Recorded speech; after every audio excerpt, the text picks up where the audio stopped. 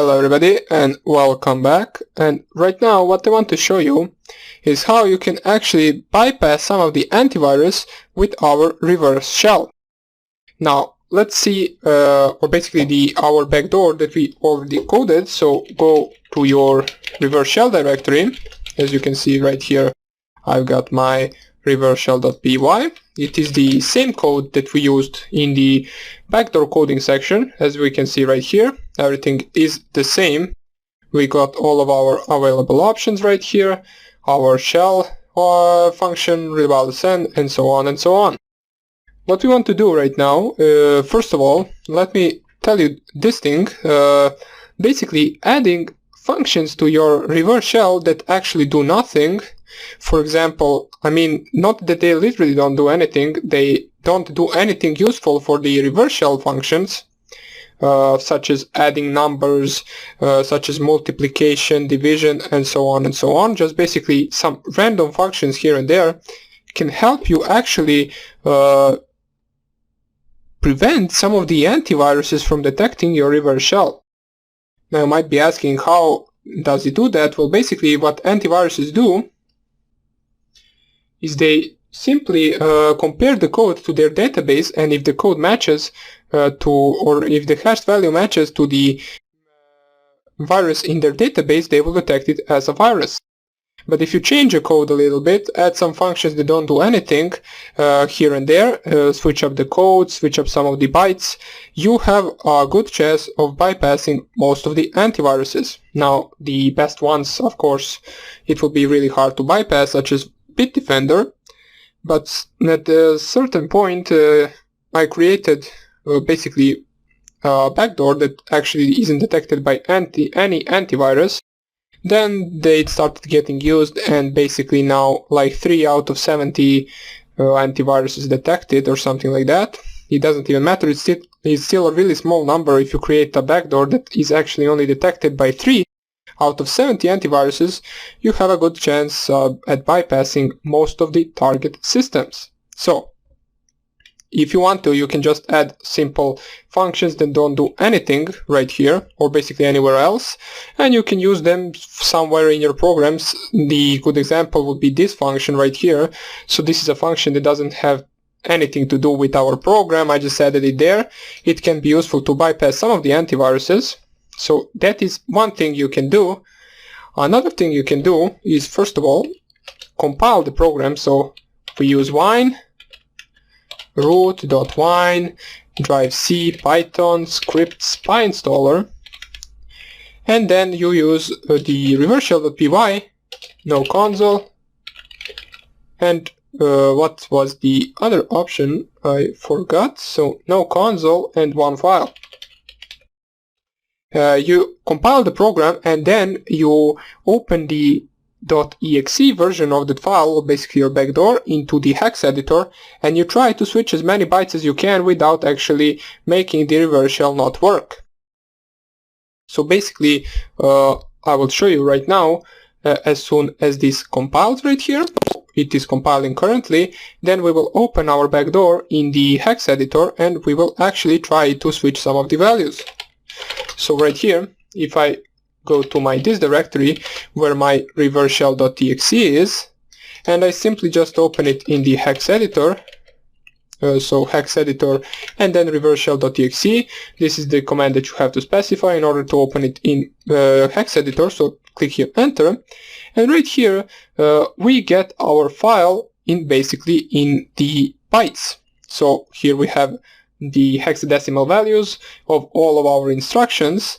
Most of the instructions are basically in assembly. So for example, let me just find it right here.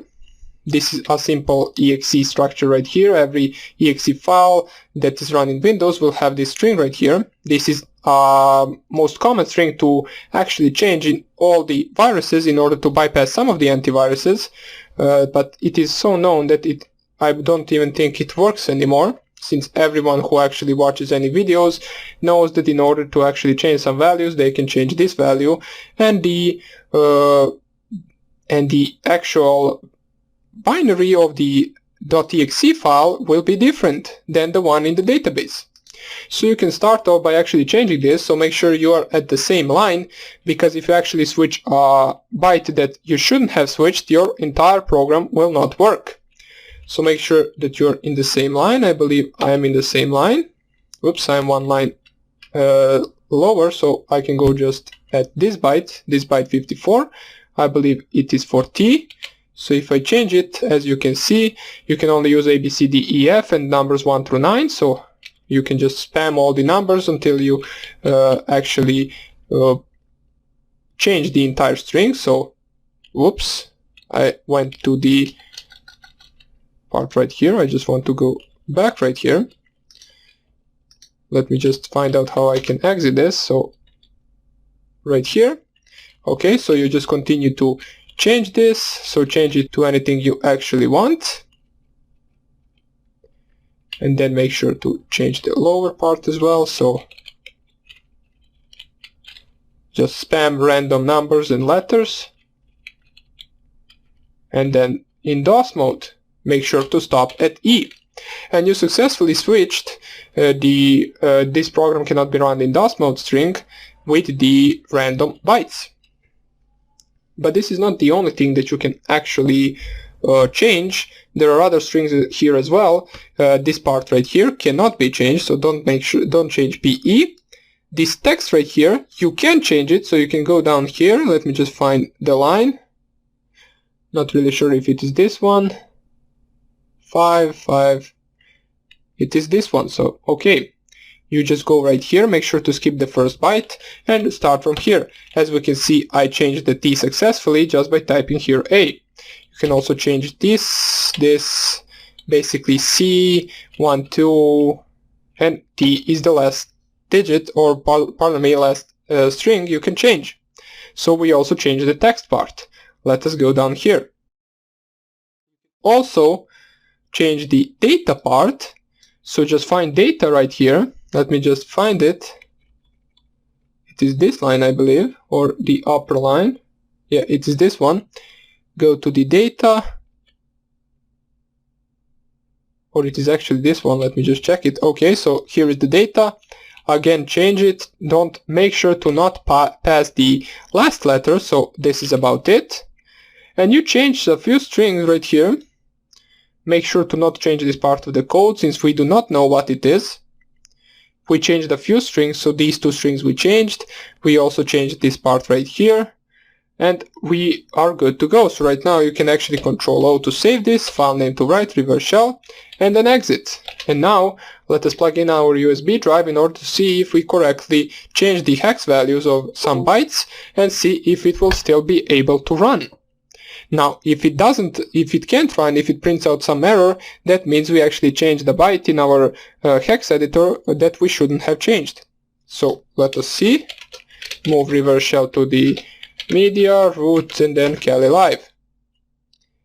Now we can actually delete all of this. So, oops. Let me see, what else do we need to delete? We can delete the test.txt and the screenshot. And right now we can run our server. Let us unplug the USB drive. And let us right now try to run our reverse shell. So go right here, find your reverse shell, here it is. And then I run it right here.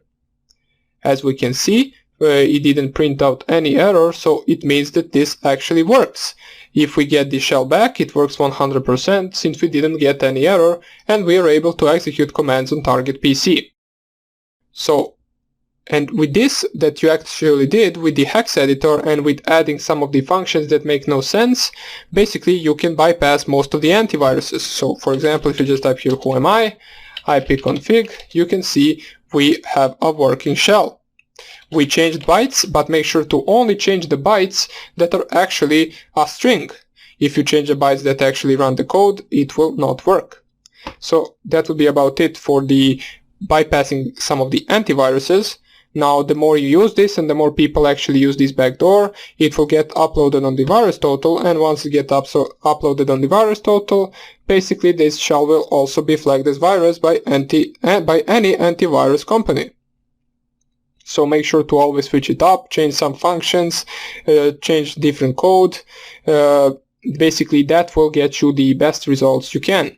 Now also one thing, the PyInstaller library in Python is also flagged by most of the antiviruses, but not by most, but like Bitdefender flags PyInstaller as a virus. Basically, if you were to, for example, create a simple program, so let me show you. If I just open my Bitdefender, I put my Bitdefender to be to run, as we can see right now, it is your device is not at risk, failed to activate protection. Please retry. Okay, so your device is now protected. Not really sure what that error was. Now let me show you if we nano actually test.py user bin python, and we just print, let's print hello world. We just print this, which obviously this isn't a virus, but the Bitdefender antivirus will actually flag it as a virus just because it used PyInstaller in order to compile. Now, it is only, I believe, Bitdefender and F-Secure. All the other antiviruses will not flag this program as a virus. So you will be good to go in any case that the target has anything except Bitdefender and I believe F-Secure or something like that. So let us see if this will actually get flagged as an antivirus, as a virus, pardon me. So we find the command for the compilation. We just find it right here. And we compile the test.py. So let's let this compile. Shouldn't take too long. Basically our program is a single line that will print hello world. And right now if we plug in our USB drive once again, copy the file to there.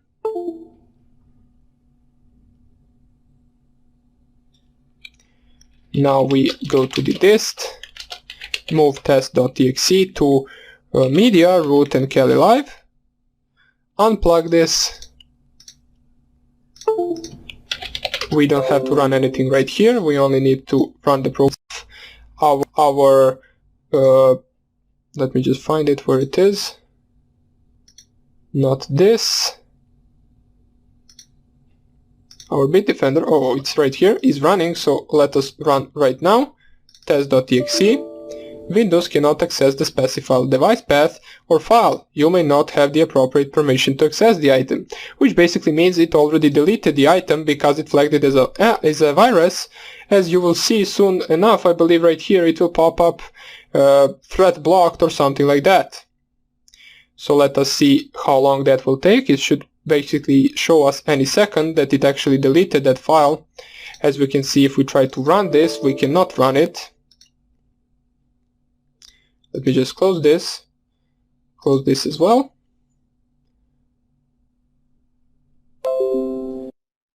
And here it is. On access, item was deleted, threat name, test.exe. So PyInstaller basically gets flagged as a virus by basically anything you code will be flagged as a virus if compiled with PyInstaller, if you use Bitdefender or F-Secure. So that will be about it for this video. I hope you enjoyed it and I will see you in the next one. Bye!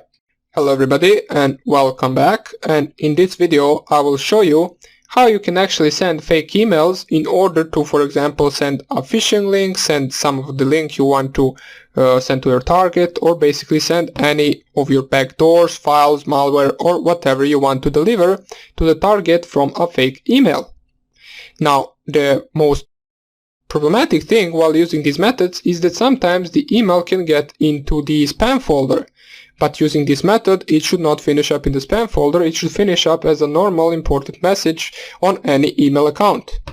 Now sometimes this doesn't really work, so for example, in my case I believe like 50%, 60% of emails actually get sent and received from the target, and other 40% really don't.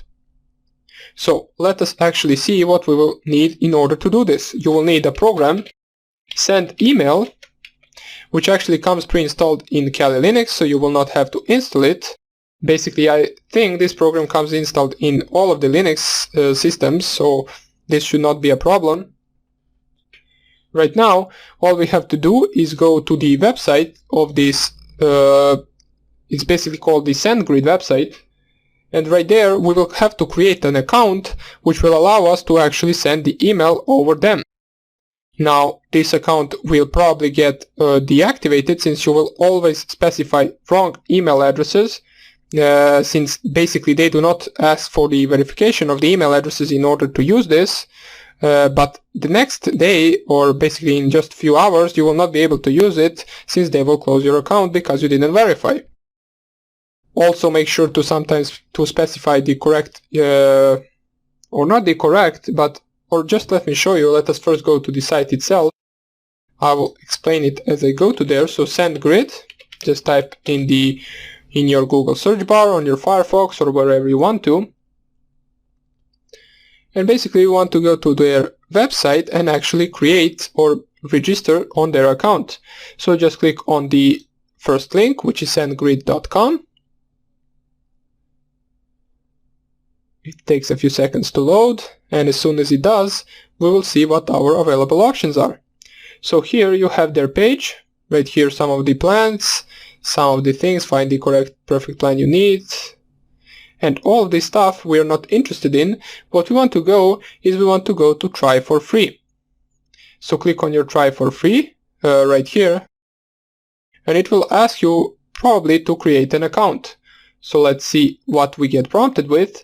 Okay, so we get prompted with this. Let's get started. So username, password, confirm password, and email address.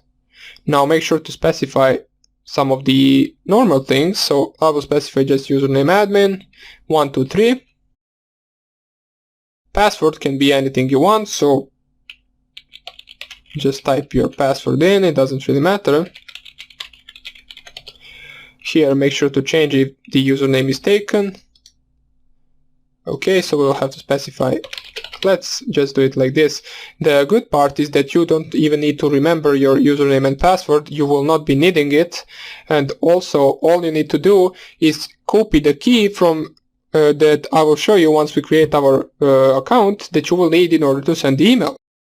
For email address, you can specify any email address you want. So basically it doesn't have to be yours, it can be any email address. So I will just type here, for example, yahoo@gmail.com. Now, I'm not even sure if this email exists. So it says right here you'll need access to this email address to verify your account, which is correct. That's why it will close your account in just a few hours, but until they close it, you will be able to send fake emails. So click here, I'm not a robot. Also click here, I accept. Basically you might get this, so let's select some of these stairs. Okay, verify. We verified, I accept the terms, and just click here, create account. It will lead us to the next page where it will ask us for our more detailed information. So first name, you can specify anything you want, but I will just advise you to specify real names and real surnames, real company names and everything else, because if you just spam some random letters right here, I believe they will not even activate your account and you will not be able to use it. So just let's type here John, last name, I don't know, anything else, John Cena, it doesn't really matter. So John Cena is our first and last name. Company name Facebook.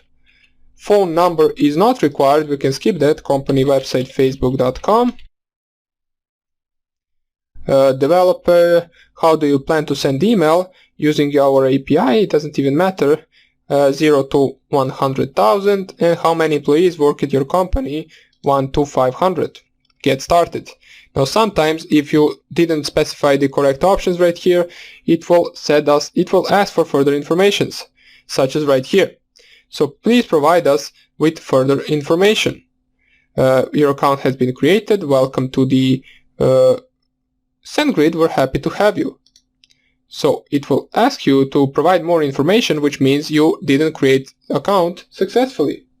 So what you want to do right now is change some of the things. So let's just type here Jake, doesn't really matter, it's Dawson, it doesn't really matter.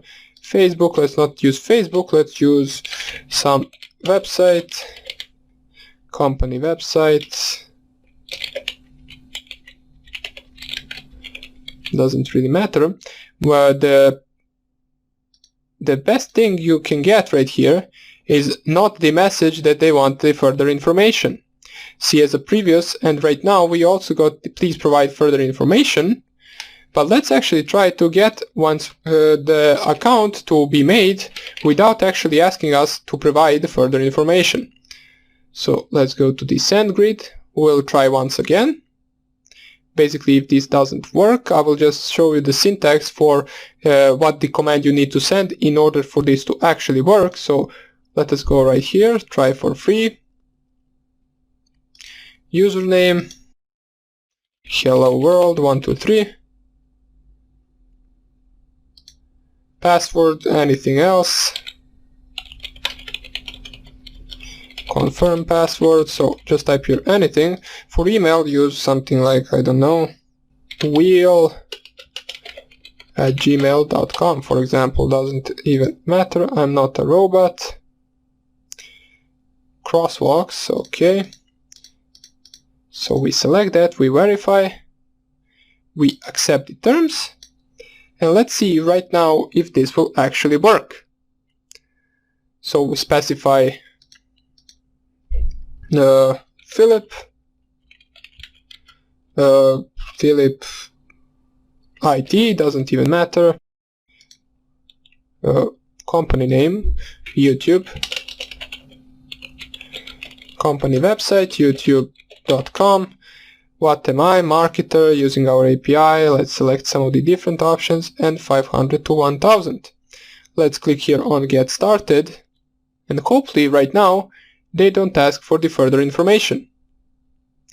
So we will see right here what we get prompted with. And as you can see right here, right now we didn't get prompted to enter further information. So this is something that you want to actually achieve. If they ask you to permit further information, you need to try to make account once again until you actually log in and see something like this. So it says welcome Philip, even though our name is not Philip. What you want to go with is integrate using our web API. So just click here on start on the first thing, and you can choose between these two, where we want to actually choose the SMTP relay. Even though it says recommended right here, we don't care about that, so choose this right here, SMTP relay.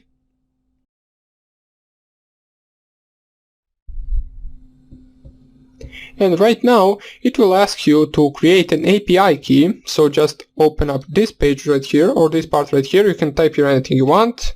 So just type here basically anything, create key, and it will create a key for you, which will be just a mixture of a bunch of letters and numbers. As we can see right here, this is the code that you want to actually remember.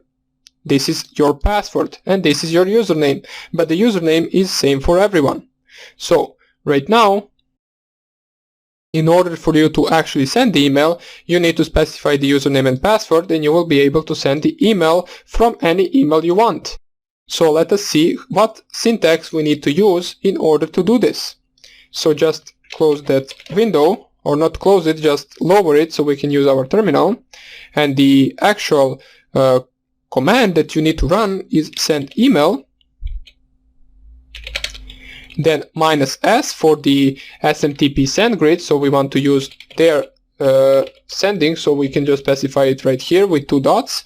This right here will be the port from which it is going to. Now you can specify port 25, but sometimes I don't get this port to work, so I just specify 2525. I almost always get this port to actually work. So this is the part of the command. Then -xu for the username, which we saw for everyone, it is API key. And then -xp for the password. Now your password is this thing, so just copy this part right here. So copy this right here.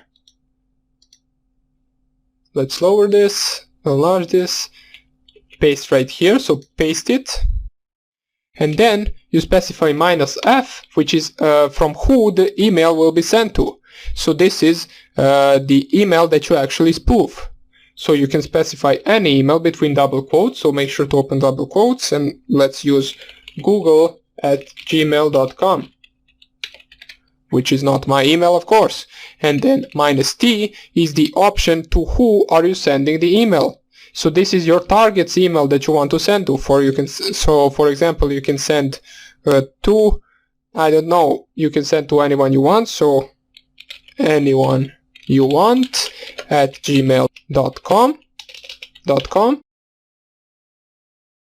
And then there are also some of the optional things you want to add, such as the -u for the, I believe it is a header or something like that. You can just type here hello. The -m is the message of the actual email, so here you type the message. And you can also use -o option to specify some of the additional headers, such for example message header equals, and then you add double quotes from, and then the name, for example John Cena, and then basically you specify the email from which you're sending, which is google@gmail.com. So google@gmail.com. You close this, and that would be about it. So this is the entire command you have to specify. So let's recap. You send over this port, -xu is your username, which is API key, -xp your password, -f from who are you sending, so this is the email that you want to spoof, and -t is to who are you sending, so this is the target, the email of your target. -u is the I believe header of the email itself or something like that. -m is the message of the email, and here we actually forgot to specify the double quotes at the end, so message double quote. And -o is some of the additional headers, so you can see you can just type here send email, and then there's help for the options that you can actually use. So if you send this right here, just press here enter, wait for this to finish. It says connection attempt to SMTP send.net failed. Okay, so of course it is failed, since send.net, let me just clear so it looks better, since send.net doesn't really exist, not really sure why I typed that. We need to specify the correct name, so it is sendgrid.net, so here sendgrid.net, so make sure to have smtp.sendgrid.net, then 2 dots, and then specify the port. So let's send once again, and it says right here email was sent successfully, and you were able to send email to your target from any email you wanted to spoof, whether it's the email of some of their cousin or friend or something like that you know that they will for sure open and read. And there you can send some of the files, such as your backdoor, your link to your backdoor, or basically anything else. So that would be about it for this video. This was the last video of our ethical hacking course that actually had the tutorial. In the next video, basically I will talk about what you can do next, what we learned, and so on. So I hope you enjoyed this course. I hope you learned something new, and don't forget that you need to practice all of this in order to get good at it. You might be having problems with certain parts, such as for example the coding section, the website penetration testing section, the wireless hacking section, or any other section. Make sure to practice it a lot, and it will all become pretty easy for you later on. Hope you enjoyed this course, and take care. Bye.